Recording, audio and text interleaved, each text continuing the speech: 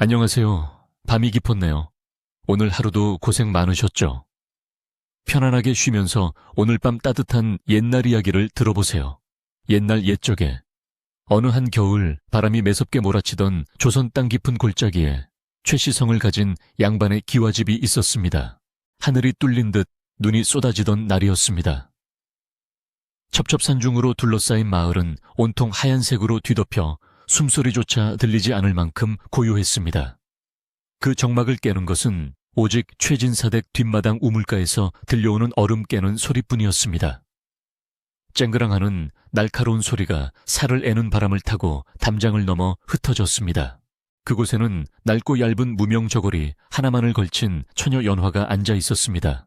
그녀의 손은 이미 동상에 걸려 붉게 부어올랐지만 방망이질을 멈추지 않았습니다. 차가운 우물물에 담긴 천은 짙은 쪽빛을 머금고 있었습니다. 물은 칼날처럼 차가웠으나 연화의 눈빛은 그 어느 때보다 뜨겁게 빛났습니다. 연화는 태어날 때부터 말을 하지 못하는 벙어리였습니다. 게다가 그녀의 오른쪽 얼굴 절반은 붉은 흉터로 뒤덮여 있어 마을 사람들은 그녀를 반쪽 귀신이라 부르며 피하곤 했습니다. 사람들의 멸시 어린 시선은 비수처럼 날아와 그녀의 가슴에 꽂혔지만 그녀는 결코 소리내어 울 수 없었습니다. 최진사의 후처인 박씨 부인은 연화를 눈엣 가시처럼 여겼습니다. 명문가의 체면을 중시하는 박씨에게 장애를 가진 전처의 딸은 집안의 수치일 뿐이었습니다. 그녀는 연화가 하인들이나 머무는 행랑차에 구석방에서 나오지 못하게 했으며 집안에 손님이 오는 날이면 아예 광에 가두어 버리곤 했습니다. 그러나 연화에게는 아무도 모르는 특별한 재주가 하나 있었습니다. 그녀의 거친 손끝에서 피어나는 염색 기술은 가히 신비로운 경지였습니다. 그녀가 물들인 비단은 단순히 색을 입히는 것을 넘어 마치 살아있는 자연을 그대로 옮겨 놓은 듯 했습니다. 쪽빛에서는 깊은 밤하늘의 냄새가 났고 홍화물을 들인 천에서는 봄날의 따스한 햇살이 느껴졌습니다. 오늘은 진사댁의 가장 큰 행사인 조상님의 제사가 있는 날이었습니다. 이른 새벽부터 안채 부엌은 제사 음식을 장만하느라 분주했습니다. 고소한 기름 냄새와 탕 끓이는 구수한 냄새가 담장을 넘어 온 마을에 퍼졌습니다. 하인들은 볏짚을 나르고 마당을 쓰느라 땀을 흘리며 뛰어다녔습니다. 연화는 부엌 구석에 쪼그리고 앉아 전을 부치고 있었습니다. 노릇노릇하게 익어가는 동태전과 육전을 바구니에 담으며 그녀는 문득 배고픔을 느꼈습니다. 하지만 감히 음식을 입에 댈 수는 없었습니다. 박씨 부인의 서슬 퍼런 감시가 언제나 그녀의 등 뒤를 따르고 있었기 때문입니다. 그때 안채 문이 벌컥 열리며 박씨 부인이 들어왔습니다. 비단 치맛자락을 거칠게 끌며 들어선 그녀의 눈매는 사나웠습니다. 그녀는 연화의 얼굴에 있는 붉은 반점을 보자마자 인상을 찌푸리며 혀를 찼습니다.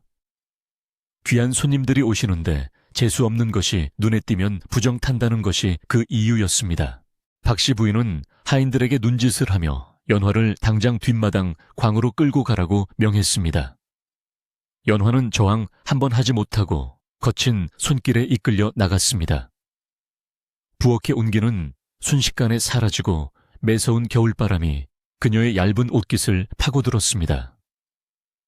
그녀의 눈가에 맺힌 눈물이 얼어붙어 뺨을 따갑게 만들었습니다. 광은 어둡고 습했습니다. 곰팡이 냄새와 오래된 곡식 냄새가 코를 찔렀습니다. 쾅 하고 문이 닫히는 소리와 함께 빗장이 걸리는 소리가 들렸습니다. 칠흑 같은 어둠 속에 홀로 남겨진 연화는 차가운 바닥에 주저앉았습니다. 문틈 사이로 희미하게 들어오는 빛 한 줄기만이 그녀의 유일한 벗이었습니다. 시간이 흐르자 사랑채 쪽에서 제사 지내는 소리가 들려왔습니다. 충문을 읽는 낮은 목소리와 제기들이 부딪히는 다그락거리는 소리가 바람을 타고 희미하게 전해졌습니다. 연화는 무릎을 끌어안고 그 소리에 귀를 기울였습니다. 자신도 최씨 가문의 피를 이어받았건만 조상님께 절 한번 올리지 못하는 신세가 서러웠습니다. 그녀는 품속에서 작은 천조각 하나를 꺼냈습니다. 그것은 며칠 전 자신이 몰래 물들인 비단 자투리였습니다. 어둠 속이라 색은 보이지 않았지만 손끝에 닿는 감촉만으로도 그녀는 알 수 있었습니다. 그것은 눈 덮인 겨울산의 고독을 담은 은회색 비단이었습니다. 연화는 비단을 볼에 비비며 소리 없는 울음을 삼켰습니다. 말을 할 수 없기에 그녀의 슬픔은 밖으로 나오지 못하고 가슴속 깊은 곳으로 침전되었습니다. 그 깊은 우물 같은 슬픔이 그녀의 예술을 더욱 깊고 그윽하게 만드는 원동력이라는 것을 그때는 아무도 알지 못했습니다. 밖에서는 눈보라가 더욱 거세지고 있었습니다. 바람이 광해 낡은 문을 덜컹거리게 만들었지만 연화는 추위를 느끼지 못했습니다. 마음의 추위가 육체의 고통을 압도하고 있었기 때문입니다. 그녀는 차가운 바닥에 웅크린 채 어머니의 품 같은 따뜻한 봄날을 상상하며 눈을 감았습니다. 밤이 깊어지자 제사가 끝나고 손님들이 돌아가는 소리가 들렸습니다. 술에 취한 객들의 왁자지껄한 웃음소리가 멀어지고 집안은 다시 무거운 침묵에 잠겼습니다. 하지만 아무도 연화를 꺼내주러 오지 않았습니다. 박씨 부인은 피곤하다는 핑계로 일찍 잠자리에 들었고 하인들도 그녀의 존재를 잊은 척했습니다. 새벽녘이 되어서야 부엌 어머니 몰래 광문을 열어주었습니다. 끼익 소리를 내며 문이 열리자 쏟아지는 달빛 아래 연화는 마치 얼음 조각상처럼 굳어 있었습니다. 부엌 어멈은 혀를 차며 몰래 챙겨둔 식은 밥 한 덩이를 그녀의 손에 쥐어주었습니다. 그것이 연화가 하루 종일 먹은 유일한 끼니였습니다. 연화는 굳어버린 다리를 절룩거리며 자신의 방으로 돌아왔습니다. 방이라고 해봐야 군불도 떼지 않은 냉골이었습니다. 그녀는 윗목에 놓인 배틀 앞에 앉았습니다. 잠을 청하기에는 몸과 마음이 너무나 시렸기에 차라리 배틀에 앉아 시를 엮는 편이 나았습니다. 달그락 달그락. 배틀 소리가 고요한 밤의 정적을 갈랐습니다. 연화는 시실과 날씨를 교차시키며 자신의 한 맺힌 사연을 엮어 나갔습니다. 붉은 흉터를 가진 벙거리 처녀의 손끝에서 탄생하는 비단은 세상 그 어떤 꽃보다 아름답게 피어나고 있었습니다. 그것은 침묵 속에서 피어난 절규이자 세상에 대한 유일한 대화였습니다. 창호지 문 위로 그림자가 일렁였습니다. 밤새 내린 눈이 달빛을 반사하여 방 안을 환하게 비췄습니다. 연화는 잠시 일손을 멈추고 창문을 열었습니다. 눈 덮인 마당은 티 없이 맑고 깨끗했습니다. 저 순백의 눈처럼 자신의 운명도 다시 깨끗하게 쓰일 수 있을까 하는 덧없는 희망을 품어보았습니다. 그때였습니다. 담장 너머 숲속에서 짐승의 울음소리 같은 것이 들려왔습니다. 바람소리 같기도 하고 누군가의 웃음소리 같기도 한 기묘한 소리였습니다. 연화는 가슴이 철렁 내려앉는 것을 느끼며 황급히 문을 닫았습니다. 그것이 자신의 운명을 송두리째 뒤흔들 거대한 사건의 전조임을 그녀는 꿈에도 알지 못했습니다. 칠흑 같은 어둠이 내려앉은 최진사댁 기와지붕 위로 검은 그림자 하나가 소리 없이 내려앉았습니다. 그것은 산중의 영물이라 불리는 여우였습니다. 유난히 눈이 많이 내리던 올겨울 먹이를 구하지 못한 짐승들이 민가로 내려오는 일은 흔했으나 이 녀석의 눈빛에는 굶주림보다 더 기이한 장난기가 서려 있었습니다. 여우는 날렵한 몸놀림으로 담장을 넘어 안채로 스며들었습니다. 굳게 닫힌 안방 문틈 사이로 새어나오는 희미한 온기를 맡으며 녀석은 앞발로 문고리를 슬쩍 건드렸습니다. 마침 박씨 부인은 깊은 잠에 빠져 있었습니다.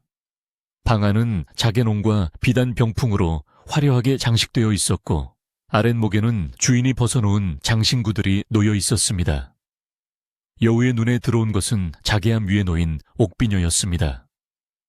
그것은 최씨 가문 대대로 며느리에게 물려 내려오는 갑오로 영롱한 초록빛을 띠고 있었습니다. 여우는 그것이 먹을 것이 아님을 알면서도 반짝이는 물건에 홀린 듯 비녀를 입에 물었습니다. 여우는 그대로 도망치지 않고 기이한 행동을 했습니다. 마당 한 구석 질퍽하게 녹은 진흙바닥에 자신의 발을 비비더니 그 더러워진 발로 안채마루부터 행랑채까지 뚜렷한 발자국을 남기기 시작했습니다. 짐승의 발자국이라기엔 모호하고 사람의 집신 자국처럼 보이기도 하는 기묘한 흔적이었습니다. 그 발자국이 멈춘 곳은 바로 연화가 잠든 차가운 방 앞이었습니다. 여우는 입에 물고 있던 옥비녀를 연화의 방문 앞에 툭 떨어뜨리고는 비웃듯 꼬리를 흔들며 어둠 속으로 사라졌습니다. 다음 날 아침 초에 진사댁은 발칵 뒤집혔습니다. 잠에서 깬 박씨 부인이 비녀가 사라진 것을 발견하고 고래고래 소리를 질렀기 때문입니다. 하인들이 혼비백산하여 달려왔고 곧 마당에 남겨진 진흙 발자국이 발견되었습니다. 박씨 부인은 속옷 차림으로 뛰쳐나와 발자국을 따라갔습니다. 그리고 연화의 방문 앞에 떨어진 옥비녀를 발견하고는 두 눈이 뒤집힐 듯 분노했습니다. 박씨 부인은 다짜고짜 방문을 걷어찼습니다. 밤새 추위에 떨다 웅크려 잠든 연화는 날벼락 같은 소리에 놀라 일어났습니다. 영문을 모르는 그녀의 눈앞에 박씨 부인이 옥비녀를 들이밀었습니다. 부인은 연화의 머리채를 휘어잡으며 도둑년이라고 소리쳤습니다. 감히 어미의 폐물을 훔쳐 달아날 생각을 했냐며 매서운 손찌검이 날아들었습니다. 연화는 고개를 세차게 저으며 손짓 발짓으로 억울함을 호소하려 했지만 소용없었습니다.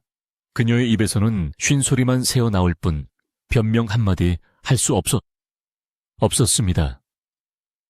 박씨 부인은 이미 이성을 잃고 있었습니다. 평소 눈엣가시 같았던 전처의 딸을 몰아낼 절호의 기회라고 여겼는지도 모릅니다. 그녀는 하인들에게 멍석을 가져오라 명하고 연화를 마당으로 끌어냈습니다. 하인들은 주인의 섯을 퍼런 명령에 거역할 수 없어 울며 겨자 먹기로 연화를 끌어냈습니다. 차가운 눈밭에 내동댕이 쳐진 연화는 공포에 질려 바들바들 떨었습니다. 박씨 부인은 회초리를 들어 연화의 종아리를 사정없이 내려쳤습니다. 살을 찢는 듯한 고통에 연화는 비명조차 지르지 못하고 입만 벙긋거리며 눈물만 뚝뚝 흘렸습니다. 붉은 피가 하얀 눈 위로 튀어 올랐습니다. 집안의 소란에 최진사가 사랑채에서 나왔지만 그는 부인의 기세에 눌려 헛기침만 할 뿐 적극적으로 말리지 않았습니다. 그 역시 장애를 가진 딸이 부담스러웠던 터라 이참에 인연을 끊는 것이 가문의 평화를 위해 낫다고 생각하는 비겁한 아비였습니다. 아버지의 외면을 목격한 연화의 가슴은 육체의 고통보다 더 큰 절망으로 무너져 내렸습니다. 결국 박씨 부인은 연화를 맨발로 대문 밖으로 쫓아냈습니다. 당장 내 눈앞에서 사라져라. 다시는 이 집 근처에 얼씬도 하지 마라. 짐승만도 못한 것. 저주의 말을 퍼부으며 대문을 쾅 닫아버렸습니다. 닫힌 대문 너머로 빗장 걸리는 소리가 들려왔습니다. 세상과 단절되는 소리였습니다. 연화는 얇은 저고리 하나에 의지한 채 눈보라가 몰아치는 길가에 버려졌습니다. 그녀의 손에는 쫓겨날 때 본능적으로 챙긴 자투리 천 보따리 하나만이 들려 있었습니다. 갈 곳 없는 그녀는 무작정 걷기 시작했습니다. 눈물은 흐르자마자 얼어붙었고 발바닥의 감각은 이미 사라진 지 오래였습니다. 마을 사람들은 대문 밖을 서성이는 그녀를 보았지만 아무도 문을 열어주지 않았습니다. 최 진사댁의 위세가 두렵기도 했거니와 반쪽 귀신이라 불리는 그녀를 집에 들이는 것을 꺼렸기 때문입니다. 연화는 사람들의 차가운 시선을 뒤로하고 마을을 벗어나 산길로 접어들었습니다. 차라리 산짐승에게 잡혀먹히는 편이 낫겠다고 생각했습니다. 눈보라는 더욱 거세져 한치 앞을 분간할 수 없었습니다. 휘몰아치는 바람소리가 마치 귀신의 울음소리처럼 들렸습니다. 연화는 몇 번이고 눈길에 미끄러지고 넘어졌습니다. 날카로운 돌부리에 찢긴 무릎에서 피가 배어 나왔지만 고통조차 느껴지지 않았습니다. 그녀의 의식은 점차 흐릿해져 갔습니다. 얼마나 걸었을까? 연화는 더 이상 걸을 힘이 남아있지 않았습니다. 그녀는 숲길 옆 오래된 고목나무 아래 쓰러졌습니다. 몸을 웅크리고 품에 안은 천 보따리를 끌어안았습니다. 그것은 그녀가 평생을 바쳐 만들어낸 유일한 자신의 분신이었습니다. 눈꺼풀이 청은망은 무거워졌습니다. 이렇게 잠들면 다시는 깨어나지 못하리라는 것을 알면서도 그녀는 저항할 힘이 없었습니다. 그때 눈 덮인 산길 저편에서 누군가 걸어오고 있었습니다. 삿갓을 쓰고 지팡이를 짚은 사내였습니다. 그는 한쪽 다리가 불편한지 절룩거리며 힘겹게 눈길을 헤치고 있었습니다. 그는 읍내 약방에 들러 약을 지어오던 김선비였습니다. 평소 인적이 드문 이 산길을 지나는 이는 그가 유일했습니다. 김선비는 눈 속에 파묻힌 희미한 형체를 발견하고 걸음을 멈췄습니다. 처음에는 눈 덮인 바위인가 싶었으나 자세히 보니 바람에 나부끼는 옷자락이 보였습니다. 그는 불편한 다리를 이끌고 서둘러 다가갔습니다. 가까이 다가가자 눈 속에 쓰러진 여인의 모습이 드러났습니다. 김선비는 황급히 지팡이를 내려놓고 연화의 몸을 흔들었습니다. 이보시오, 정신 차리시오. 여기서 잠들면 얼어 죽습니다. 그의 목소리는 다급했지만 연화는 미동도 하지 않았습니다. 그는 서둘러 그녀의 손목을 잡았습니다. 다행히 희미하지만 맥박이 뛰고 있었습니다. 그는 자신이 입고 있던 두루마기를 벗어 그녀를 감싸 안았습니다. 그는 연화를 업으려 했지만 불편한 다리로는 역부족이었습니다. 김선비는 이를 악물고 연화를 부축하여 일으켰습니다. 그녀의 몸은 얼음장처럼 차가웠고 가벼웠습니다. 그는 자신의 온기를 나누어주며 한 걸음 한 걸음 힘겹게 발을 옮겼습니다. 자신의 집까지는 그리 멀지 않았지만 눈길은 멀고도 험했습니다. 김선비의 집은 산 중턱에 홀로 떨어져 있는 초가삼간이었습니다. 낡은 울타리와 비바람의 색이 바랜 지붕은 초라했지만 굴뚝에서는 따스한 연기가 피어오르고 있었습니다. 그는 연화를 업고 마당으로 들어서자마자 방문을 열고 그녀를 아랫목에 눕혔습니다. 그리고 부엌으로 달려가 아궁이에 장작을 더 넣고 불을 지폈습니다. 방 안이 온기가 돌기 시작하자 김선비는 대야에 따뜻한 물을 받아와 연화의 언손과 발을 녹여주었습니다. 붉게 부어오른 그녀의 손은 거칠고 상처투성이었습니다. 양반집 규수의 손이라기보다는 고된 노동에 시달린 하녀의 손 같았습니다. 그는 안타까운 눈빛으로 그녀의 손을 어루만졌습니다. 그는 젖은 수건으로 연화의 얼굴을 닦아주었습니다. 헝클어진 머리카락 사이로 오른쪽 얼굴을 뒤덮은 붉은 흉터가 드러났습니다. 세상 사람들이 괴물이라며 피하던 그 흉터였지만 김선비는 눈 하나 깜짝하지 않았습니다. 오히려 그의 눈에는 깊은 연민과 슬픔이 서렸습니다. 그는 흉터가 아닌 굳게 닫힌 그녀의 입술과 파리한 안색을 걱정했습니다. 한참의 시간이 흐른 뒤 연화는 신음소리를 내며 눈을 떴습니다. 낯선 천장이 보였고 따뜻한 공기가 뺨을 감쌌습니다. 그녀는 놀라서 몸을 일으키려 했지만 힘이 들어가지 않았습니다. 그때 옆에서 부드러운 목소리가 들려왔습니다. 안심하시오, 해치지 않습니다. 고개를 돌리자 낡은 책상 앞에 앉아 책을 읽던 김선비와 눈이 마주쳤습니다. 맑고 선한 눈동자를 가진 사내였습니다. 그는 읽던 책을 덮고 연화에게 다가와 따뜻한 꿀물 한 그릇을 내밀었습니다. 몸이 많이 차갑습니다. 이것을 드시면 기운이 좀 날 겁니다. 연화는 떨리는 손으로 그릇을 받아들었습니다. 따뜻한 온기가 손끝을 타고 전해져 왔습니다. 꿀물을 한 모금 마시자 얼어붙었던 내장이 녹아내리는 듯 했습니다. 그녀는 조심스럽게 사내의 얼굴을 살폈습니다. 자신의 흉측한 얼굴을 보고도 놀라지 않는 사람은 그가 처음이었습니다. 김선비는 연화가 안정을 되찾는 것을 보고 조용히 말을 건넸습니다. 저는 이 산 밑 오두막에 사는 김가라고 합니다. 눈 속에 쓰러져 계신 낭자를 보고 그냥 지나칠 수 없어 모셔왔습니다. 무례가 되었다면 용서하십시오. 그의 말투는 정중하고 예의 발랐습니다. 연화는 감사의 표시를 하고 싶었지만 말이 나오지 않았습니다. 그녀는 대신 고개를 깊이 숙여 인사를 했습니다. 그리고 손가락으로 자신의 입을 가리키며 말을 할 수 없음을 알렸습니다. 김선비는 잠시 놀란 듯 했으나 이내 따뜻한 미소를 지으며 고개를 끄덕였습니다. 말은 마음을 전하는 하나의 방법일 뿐이지요. 낭자의 눈빛만으로도 충분히 그 마음을 알 수 있습니다. 그의 말은 연화의 가슴에 깊은 파문을 일으켰습니다. 평생을 침묵 속에 갇혀 살며 무시당해온 그녀에게 처음으로 건네진 위로였습니다. 연화의 눈에서 참았던 눈물이 왈칵 쏟아졌습니다. 김선비는 그녀가 마음껏 울도록 묵묵히 기다려 주었습니다. 그리고 그녀가 가져온 천 보따리를 조심스럽게 건네주었습니다. 쓰러지실 때 이것을 꼭 쥐고 계시더군요. 무엇인지는 모르나 낭자에게 아주 소중한 물건인 듯하여 챙겨왔습니다. 연화는 보따리를 받아들고 그 안에서 자신이 만든 비단을 꺼냈습니다. 호롱불 빛을 받은 비단은 은은하게 빛나며 방 안을 수놓았습니다. 김선비는 그 아름다움에 탄성을 질렀습니다. 이것을 낭자가 직접 만드신 겁니까? 마치 달빛을 엮어 만든 듯 신비롭습니다. 그날 밤 연화는 김선비의 집에 머물게 되었습니다. 밖에서는 여전히 눈보라가 몰아쳤지만 초갓집 안은 평화로웠습니다. 김선비는 다시 책을 펴고 글을 읽었고 연화는 그 곁에 앉아 찢어진 옷을 기웠습니다.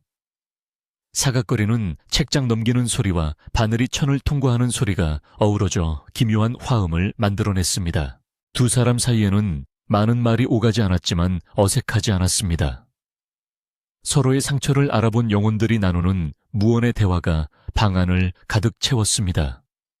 다리를 저는 가난한 선비와 얼굴에 흉터가 있는 벙어리 처녀.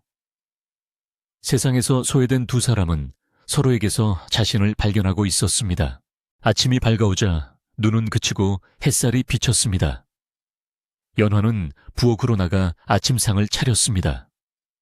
쌀독은 거의 비어 있었지만 그녀는 정성껏 밥을 짓고 나물을 무쳤습니다. 김선비가 밥상을 받고 흐뭇해하는 모습을 보며 연화는 처음으로 살아있다는 기쁨을 느꼈습니다. 그렇게 두 사람의 동거는 시작되었습니다. 김선비는 마을 아이들에게 글을 가르치며 생계를 이어갔고 연화는 집안일을 도맡으며 틈틈이 배를 짰습니다. 비록 가난하고 초라한 살림이었지만 그곳에는 최진사댁의 화려한 기와집에서는 느낄 수 없었던 사람의 온기가 있었습니다. 연화는 김선비를 위해 새로운 옷을 지어주고 싶었습니다. 그의 낡은 옷은 곳곳이 해져 바람을 막아주지 못했습니다. 그녀는 산에서 구한 풀뿌리와 나무 껍질로 염료를 만들고 정성껏 실을 염색했습니다. 그녀의 손끝에서 탄생하는 색깔들은 전보다 더욱 깊고 아름다워졌습니다. 사랑과 감사의 마음이 담겨있기 때문이었습니다. 김선비 또한 연화의 재능을 아까워했습니다. 그는 읍내 장터에 나갈 때마다 질 좋은 실과 천을 구해다 주었습니다. 낭자의 재주는 하늘이 내린 것입니다. 부디 그 재주를 썩히지 마십시오. 그의 격려는 연화에게 큰 힘이 되었습니다. 어느 날 밤 김선비는 연화가 수놓은 병풍을 보며 말했습니다. 낭자의 비단에는 향기가 납니다. 꽃을 수놓으면 꽃향기가 나고 새를 수놓으면 새소리가 들리는 듯 합니다. 세상 사람들이 겉모습만 보고 낭자의 진가를 알아보지 못하는 것이 안타깝습니다. 연화는 붓을 들어 종이에 글을 썼습니다. 선비님 덕분에 저는 다시 태어났습니다. 제 흉한 얼굴이 부끄럽지 않게 해주셔서 감사합니다. 서투른 글씨였지만 진심이 담겨 있었습니다. 김선비는 그 종이를 소중하게 접어 가슴에 품었습니다. 겨울이 지나고 봄이 오고 있었습니다. 처마 밑 고드름이 녹아 물방울이 떨어지는 소리가 경쾌하게 들렸습니다. 두 사람의 마음에도 따스한 봄바람이 불어오고 있었습니다. 하지만 그 평화가 오래가지 못할 것임을 알리는 먹구름이 서서히 다가오고 있었습니다. 최진사댁에 박씨 부인이 잃어버린 비녀를 찾기 위해 다시금 도끼를 품고 있었기 때문입니다. 봄 기운이 완연해진 상월짜기에는 진달래와 철쭉이 흐드러지게 피어났습니다. 겨울 내내 얼어붙었던 계곡물이 힘차게 흐르며 겨우내 잠들었던 생명들을 깨우고 있었습니다. 김선비와 연화의 초가집 마당에도 파릇파릇한 새싹이 돋아났습니다. 두 사람의 얼굴에도 어느새 핏기가 돌고 웃음꽃이 피어 있었습니다. 연화는 매일 새벽 남들이 잠든 시간에 산 깊은 곳으로 향했습니다. 그녀는 그곳에서 아무도 거들떠보지 않는 이름, 모를 풀들을 캐왔습니다. 사람들은 잡초라 여겨 밟고 지나가는 풀이었지만 연화의 눈에는 세상 무엇보다 귀한 염료였습니다. 특히 달빛을 유난히 잘 머금는 신비한 은색 풀을 발견했을 때 그녀의 가슴은 세차게 뛰었습니다. 그녀는 그 풀을 지식여 즙을 내고 맑은 계곡물과 섞어 가마솥에 끓였습니다. 아궁이 앞을 지키며 불의 세기를 조절하는 그녀의 임에는 송글송글 땀방울이 맺혔습니다. 뜨거운 김서린 솥안에서 잿빛물이 끓어올랐지만 그녀가 정성껏 짠 명주실을 담그자 기적 같은 변화가 일어났습니다. 실은 은은한 달빛을 머금은 듯 신비로운 광채를 뿜어내기 시작했습니다. 건조대에 널린 비단은 밤이 되면 더욱 진가를 발휘했습니다. 호롱불 없이도 방안을 은은하게 밝힐 정도로 고운 빛을 내뿜었습니다. 김선비는 그 광경을 보고 입을 다물지 못했습니다. 이것은 인간의 솜씨가 아닙니다. 낭자의 고운 마음이 하늘에 닿아 달빛을 옷감에 심어놓은 것 같습니다. 그는 감탄하며 그 비단에 월광주라는 이름을 붙여주었습니다. 김선비는 연화가 만든 월광주를 들고 읍내 장터로 나갔습니다. 그가 비단을 펼치자마자 시장통은 순식간에 술렁였습니다. 지나가던 상인들도 걸음을 멈추고 구경꾼들이 구름대처럼 몰려들었습니다. 마치 밤하늘의 은하수를 잘라온 듯한 비단의 자태에 사람들은 홀린 듯 지갑을 열었습니다.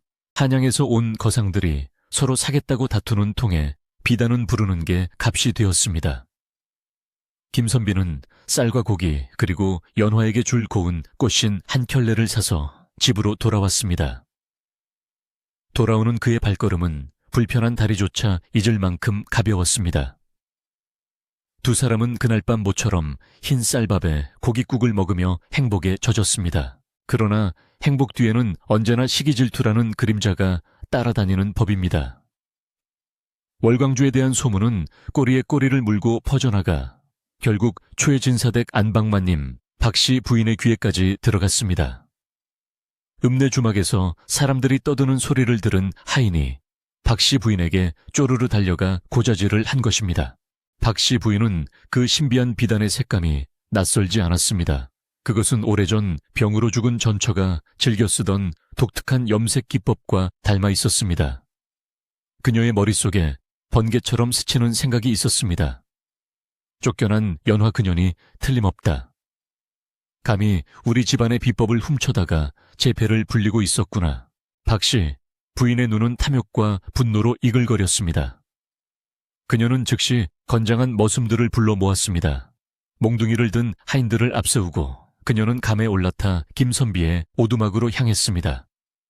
봄바람에 실려오는 꽃향기조차 그녀의 도끼를 중화시키지는 못했습니다. 평화롭던 초가집 마당에 거친 고함 소리가 울려 퍼졌습니다. 박씨 부인이 가마에서 내려 마당으로 들어서며 소리쳤습니다. 썩 나오지 못할까 도둑년 놈들이 어디에 숨었느냐. 그녀의 목소리는 산새들조차 놀라 날아가게 만들 만큼 날카로웠습니다. 방 안에서 배를 짜던 연화는 그 목소리를 듣자마자 사시나무 떨듯 떨었습니다. 악몽 속에서나 듣던 목소리가 현실이 되어 눈앞에 나타난 것입니다. 김선비는 놀란 연화의 어깨를 감싸 안으며 안심시켰습니다. 두려워하지 마시오. 제가 있습니다. 김선비가 방문을 열고 나가자 마당에는 험상궂은 표정의 머슴들이 집을 에워싸고 있었습니다. 박씨 부인은 김선비를 위아래로 훑어보며 비웃음을 날렸습니다. 꼴을 보니 다리 병신에 땡전 한 푼 없는 선비 나부랭이로구나. 내 딸년이 훔쳐간 비법으로 만든 비단을 내놓아라. 그리고 저녀는 관에 넘겨 콩밥을 먹일 것이다. 머슴들이 연화가 있는 방문을 향해 달려들었습니다. 그때였습니다. 언제나 조용하고 온화하던 김선비가 지팡이를 들어 머슴들의 앞길을 가로막았습니다. 그의 눈빛은 서리발처럼 차가웠고 목소리에는 천둥 같은 위엄이 서려 있었습니다. 멈추시오. 국법이 엄연히 존재하거늘 사사로운 감정으로 남의 집에 침입하여 행패를 부리다니. 이것이 양반께서 할 짓입니까? 그의 호통의 머슴들은 기세에 눌려 주춤거렸습니다. 비록 몸은 불편하나 그의 기백은 웬만한 장수 못지않았습니다. 박씨 부인은 코웃음을 쳤습니다. 국법 내 집 물건을 훔쳐간 도둑년에게 무슨 국법을 따지느냐. 전현이 만든 비단은 우리 최씨 가문의 비법으로 만든 것이다. 그러니 그 비단도 전현의 제주도 다 내 것이다. 그녀의 억지는 하늘을 찌를 듯 했습니다. 그때 방문이 열리고 연화가 밖으로 나왔습니다. 예전 같았으면 두려움에 숨어버렸을 그녀였지만 지금은 달랐습니다. 그녀는 떨리는 다리를 애써 지탱하며 김선비의 옆에 나란히 섰습니다. 그리고 박씨 부인을 똑바로 쳐다보았습니다. 그녀의 눈빛은 더 이상 주눅든 소녀의 것이 아니었습니다. 자신의 삶과 예술을 지키려는 장인의 눈빛이었습니다. 연화는 품에서 말린 풀 한 줌을 꺼내 보였습니다. 그것은 그녀가 산에서 직접 캔 달빛 풀이었습니다. 그리고 마당 한 구석에 있는 염색 솥을 가리켰습니다. 이 모든 것이 자연에서 얻은 것이며 최씨 가문의 창고에서 훔친 것이 아니라는 것을 온몸으로 증명하고 있었습니다. 김선비가 연화의 뜻을 받아 엄숙하게 말했습니다. 보시다시피 이 재료들은 모두 이 산천에서 나는 것들입니다.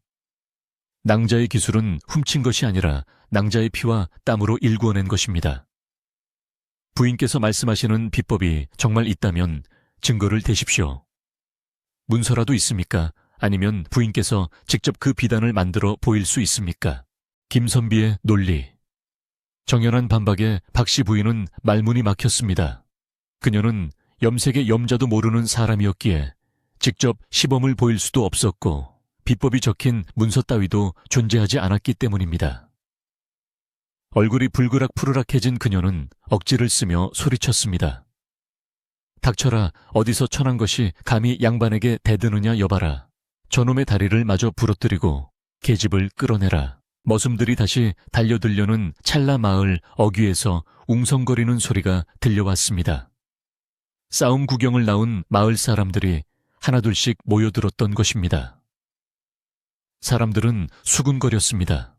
아무리 그래도 너무하는구먼. 쫓아낼 때는 언제고 이제 와서 돈이 된다니까 행패를 부리네. 저 선비 말이 틀린 게 하나도 없어. 여론은 이미 김선비와 연화 쪽으로 기울고 있었습니다. 그때 군중을 가르고 누군가 나타났습니다. 물렀거라 사또 행차시다 우렁찬 외침과 함께 육모방망이를 든 포졸들이 길을 텄습니다. 마침 인근 고을을 순찰하던 원님 사또, 이 소란스러운 소리를 듣고 가마를 세운 것입니다. 박씨 부인은 사색이 되어 그 자리에 털썩 주저앉았습니다. 원님은 강직하고 공명정대하기로 소문난 인물이었습니다. 가마에서 내린 원님은 위험 있는 표정으로 마당을 둘러보았습니다. 엉망이 된 살림살이와 겁에 질린 연화, 그리고 당당하게 서 있는 김선비를 차례로 바라보았습니다. 무슨 소란이냐? 신성한 대낮의 백성의 집에서 행패라니. 원님의 낮은 목소리가 좌중을 압도했습니다.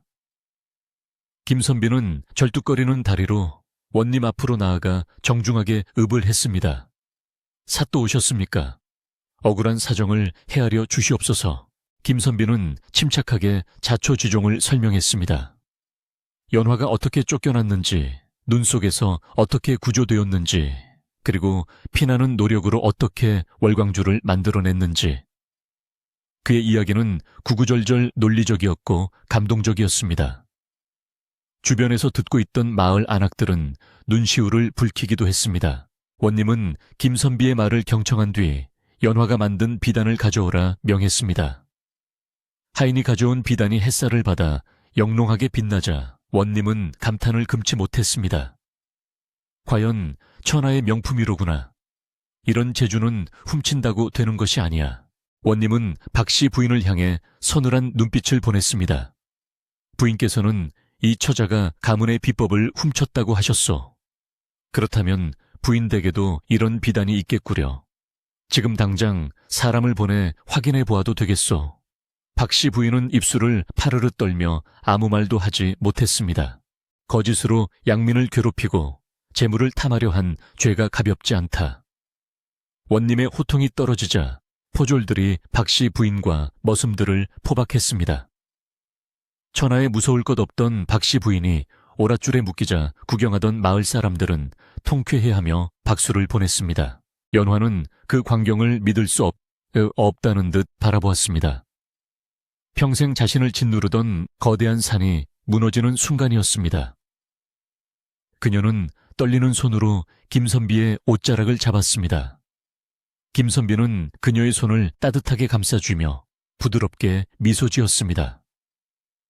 이제 다 끝났습니다, 낭자. 하지만 운명의 장난은 여기서 끝이 아니었습니다. 원님은 박 씨 부인을 압송하기 전 김선비에게 한 가지 제안을 했습니다.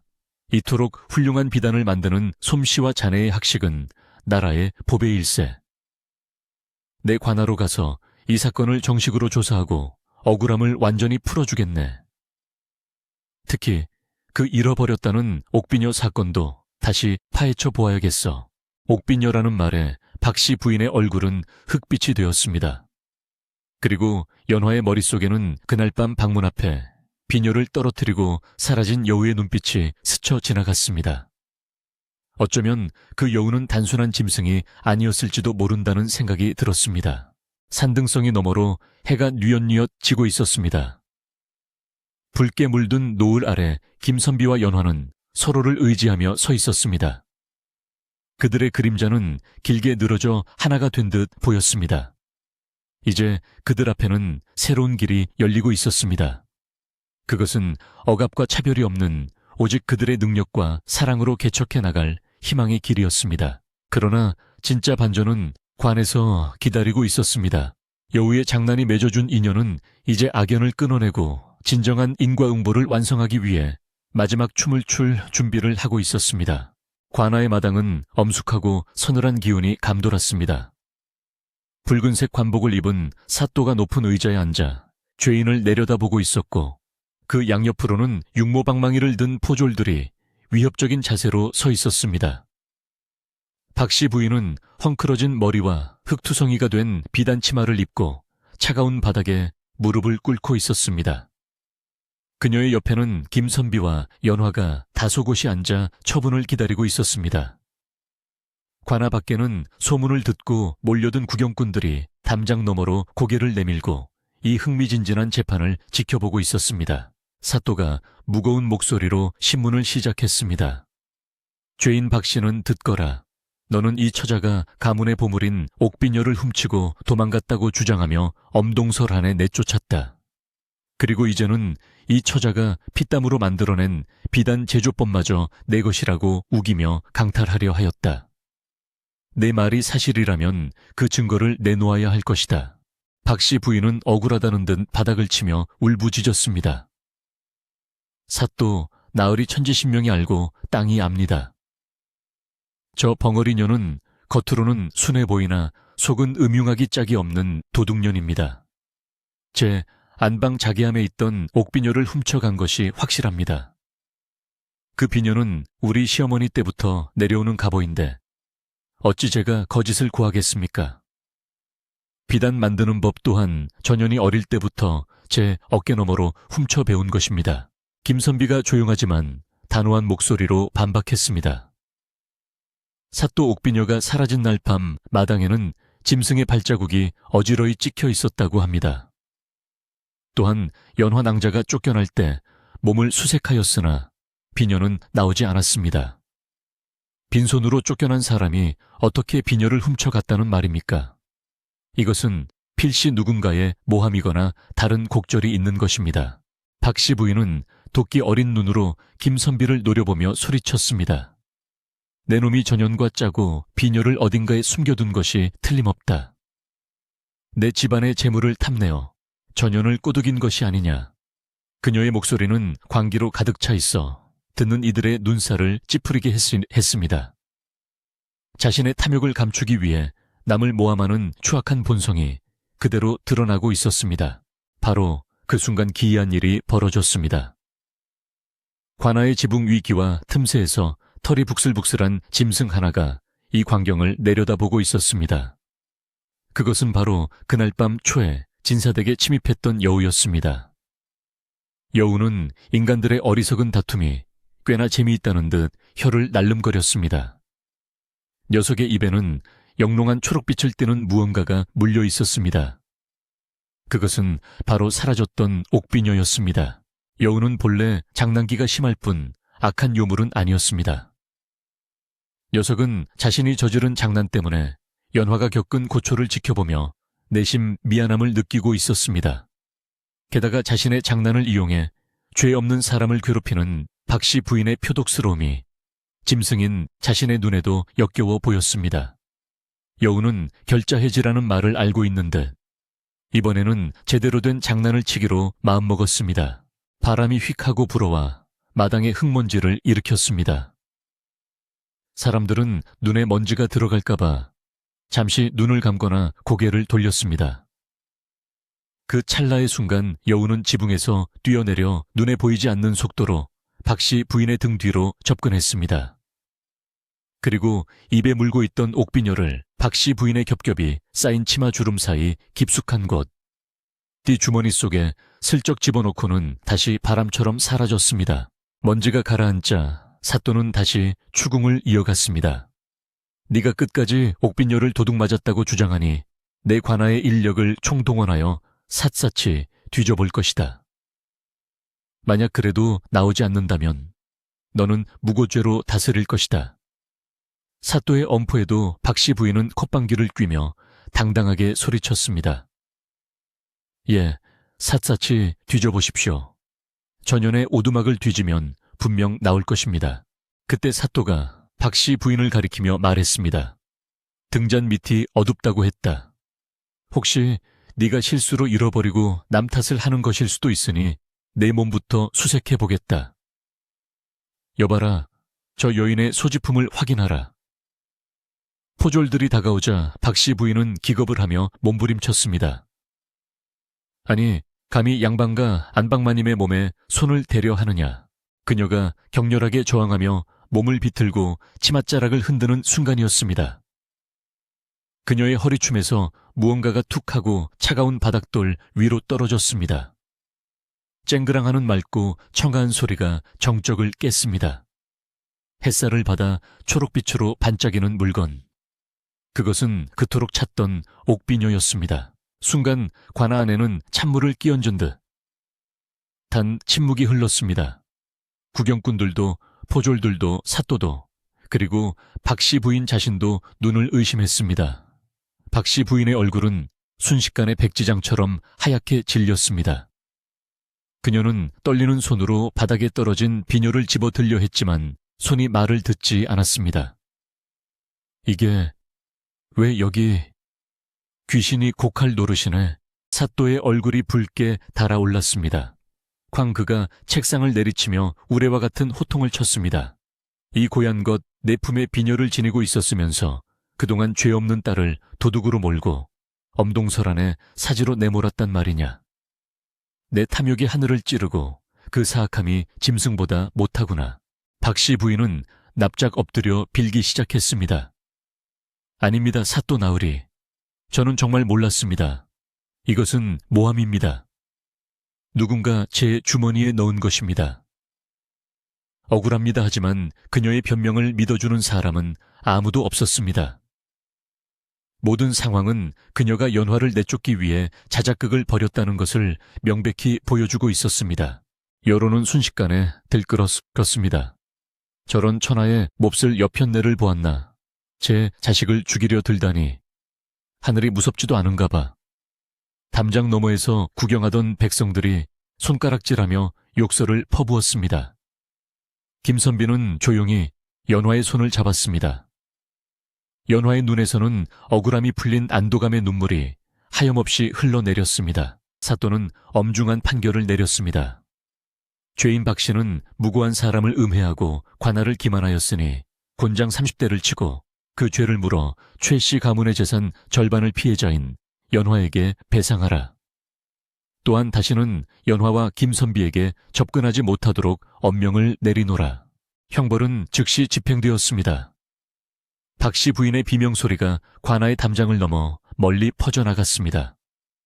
하지만 그 소리를 동정하는 사람은 아무도 없었습니다.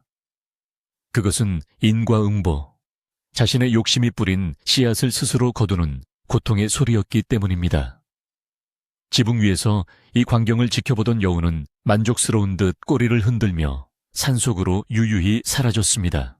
재판이 끝나고 김선비와 연화가 관아 문을 나설 때 하늘은 거짓말처럼 맑게 개어 있었습니다. 봄 햇살이 두 사람의 어깨 위로 따스하게 내려앉았습니다. 마을 사람들은 두 사람에게 다가와 고개를 숙이며 그동안의 냉대를 사과했습니다. 연화 낭자, 우리가 미안했네. 자네가 그렇게 훌륭한 재주를 가진 줄 몰랐어. 김선비, 정말 대단하시오. 두 사람은 서로를 마주보며 환하게 웃었습니다. 그 웃음에는 그동안의 서름과 고통이 모두 녹아내리고 새로운 희망만이 가득 차 있었습니다. 그들은 배상받은 재물을 자신들의 사리사욕을 채우는데 쓰지 않았습니다. 대신 마을 어귀에 커다란 염색 공방을 차리고 갈 곳 없는 가난한 여인들을 불러 모았습니다. 세월은 유수와 같이 흘러 어느덧 5년이라는 시간이 지났습니다. 김선비와 연화의 염색 공방은 전국에서 가장 유명한 명소가 되었습니다. 연화가 만든 월광주는 궁궐에 진상될 만큼 귀한 대접을 받았고 중국의 상인들까지 찾아와 비단을 구하려 줄을 섰습니다. 하지만 연화는 결코 교만해지지 않았습니다. 공방의 마당에는 언제나 웃음소리가 끊이지 않았습니다. 연화는 말을 하지 못했지만 손짓과 눈빛으로 제자들에게 기술을 전수했습니다. 그녀의 손끝에서 탄생하는 색깔들은 제자들의 손을 통해 세상 곳곳으로 퍼져나갔습니다. 붉은색은 기쁨을, 쪽빛은 희망을, 노란색은 풍요를 전하며 사람들의 삶을 아름답게 물들였습니다. 김선비는 공방 한켠에 서당을 열고 아이들을 가르쳤습니다. 다리는 여전히 불편하여 지팡이를 짚어야 했지만 그의 표정은 그 어느 때보다 평온하고 행복해 보였습니다. 그는 아이들에게 글 공부뿐만 아니라 마음을 닦는 법, 겉모습보다 내면의 아름다움이 중요하다는 것을 가르쳤습니다. 어느 따스한 봄날 오후 공방마당 평상에 김선비와 연화가 나란히 앉아 있었습니다. 벚꽃잎이 눈송이처럼 흩날리는 마당에서 아장아장 걷는 어린아이의 웃음소리가 들려왔습니다. 두 사람의 사랑스러운 딸이었습니다. 아이는 연화의 흉터를 닮지 않고 김선비의 맑은 눈을 닮아 천사처럼 아름다웠습니다. 연화는 아이를 바라보며 미소 지었습니다. 그녀의 얼굴에 있는 붉은 반점은 이제 더 이상 흉측한 낙인이 아니었습니다. 그것은 역경을 이겨낸 훈장이자 그녀만의 독특한 아름다움으로 빛나고 있었습니다.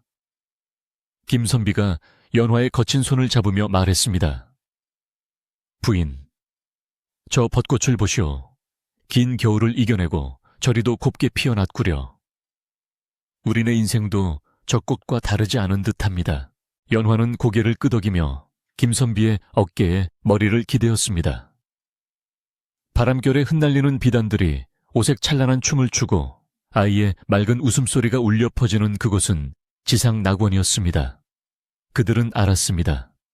진정한 행복은 화려한 기와집이나 넘치는 재물에 있는 것이 아니라 서로를 아껴주는 따뜻한 마음과 정직하게 흘린 땀방울 속에 있다는 것을요. 여우의 장난으로 시작된 뜻밖의 인연은 그렇게 아름다운 결실을 맺었습니다. 악한 마음을 품었던 박씨 부인은 가세가 기울어 쓸쓸한 노후를 보냈지만 선한 마음을 지켰던 두 사람은 세상의 존경을 받으며 오래오래 행복하게 살았습니다. 밤이 깊었네요. 제 이야기는 여기까지입니다. 타닥타닥 타오르는 장작불 소리가 마치 옛날 그 시절 배틀 소리처럼 들리지 않으신가요? 살다 보면 우리에게도 예기치 못한 시련이나 억울한 일이 닥쳐올 때가 있습니다. 하지만 실망하거나 포기하지 마세요. 연화처럼 묵묵히 자신의 빛깔을 만들어가다 보면 언젠가는 당신만의 월광주가 세상 환하게 빛날 날이 올 테니까요. 어쩌면 오늘 밤 당신의 창가에도 그 장난꾸러기 여우가 찾아와 행운을 물어다 줄지도 모르는 일이지요. 부디 오늘 밤은 고단한 마음을 내려놓고 편안한 꿈 꾸시길 바랍니다. 안녕히 주무세요.